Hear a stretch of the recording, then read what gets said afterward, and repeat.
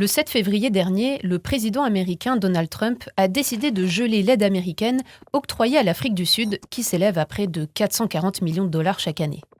Une décision prise en raison de l'adoption d'une loi sur la propriété en Afrique du Sud qui confisquerait les terres des fermiers blancs.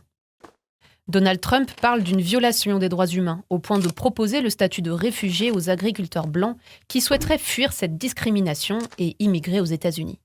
Mais à vrai dire, de quoi s'agit-il ? Le 23 janvier, le président sud-africain Cyril Ramaphosa signe une loi qui s'intitule Expropriation Act, qui se traduit par Loi sur l'expropriation. Sur Instagram, le ministère de l'économie sud-africain explique les enjeux de cette loi.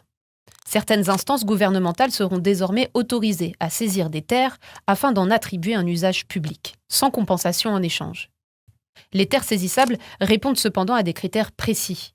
Il s'agit de terres non utilisées ou acquises par le biais d'aides publiques ou des propriétés privées tout simplement abandonnées. Par conséquent, un agriculteur qui vivrait de sa culture ou de son élevage ne pourrait pas se voir dépossédé de sa terre par le gouvernement. Mais pourquoi la question de la propriété est si explosive ? Eh bien parce que la question foncière est encore très marquée par le passé ségrégationniste de l'Afrique du Sud. En 1913, la loi du Natives Land Act consacrait aux populations noires un accès à seulement 7% des terres. Et aujourd'hui, l'inégalité foncière est toujours criante.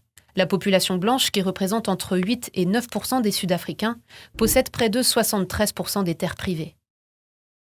Et il est d'ailleurs très intéressant et très caractéristique que quand Donald Trump a offert le statut de réfugié aux fermiers blancs sud-africains, ceux-ci se sont empressés de dire que non, pas du tout. Ils ne comptaient pas quitter le pays. Si la situation était si violente que celle qui peut parfois être dénoncée dans certaines vidéos, on peut imaginer qu'ils se seraient saisis de l'opportunité.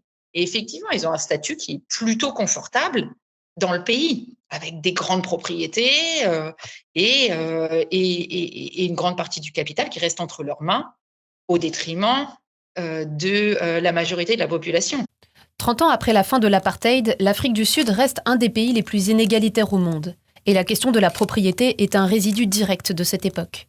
La législation essaie justement de rétablir un équilibre entre les différentes catégories de population qui constituent la société sud-africaine d'aujourd'hui.